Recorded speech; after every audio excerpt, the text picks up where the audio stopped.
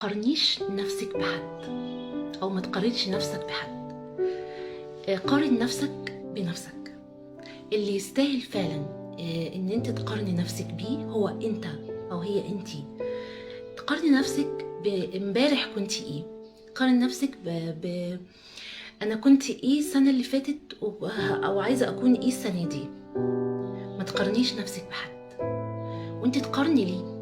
ما هو نفس المؤهلات او نفس الامكانيات اللي عندك هو عنده او هي عندها، نفس الاوبشن اللي موجود عنده هو عندك. فانت بتقارن نفسك ليه؟ هو بس انت محتاج شوية ادراك، على ثقافة كتير، على علم كتير، على تركيز اكتر، على ان وعيك يزيد، ان انت تثق في نفسك وتثق في قدراتك وتقول دايما لنفسك انا اقوى. دايما تقول لنفسك انا قوي، انا مبدع، انا هيجيلي الهامات جميلة او الهامات خطيرة، هقدر ان انا اعمل ابداعات في حياتي. خليك واثق من نفسك. خليك على حريص دايما على ان انت تزكي نفسك. تزكية النفس بالعلم، بالتطوير، بتنقية قلبك. طب ازاي احنا ننقي قلبنا؟ ننقي قلبنا بالاستغفار، ننقي قلبنا بالبعد عن الحقد والحسد. تمنى الخير للناس، تمنى السعادة لغيرك. لو تمنيت السعادة لغيرك تأكد ان السعادة هتجيلك.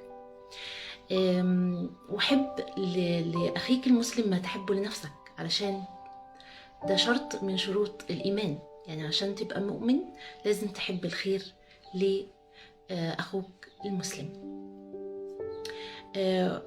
يعني أنا مصممة وبكرر تاني في حتة المقارنة. يعني لما تشوف حد ناجح ما تحاولش تقلده في الحاجة اللي هو ناجح فيها. ممكن الحاجة اللي هو ناجح فيها دي هو قدراته فيها كويسة، انت قدراتك في حاجات تانية كتير ممكن تكون أحسن. فجرب وحاول وجربي وحاولي وافشلي وافشل وانجح. ما هو أصلا مش هتنجح إلا لما تفشل. يعني الصدمات يعني ان انت تقع، هي دي الحاجات اللي بتقوي، هي دي الحاجات اللي بتخليك تبقى اقوى، اللي بتخليك تبقى مصر ان انت تبقى احسن. خليك قوي بالله ودايما ادعي يا قوي قويني.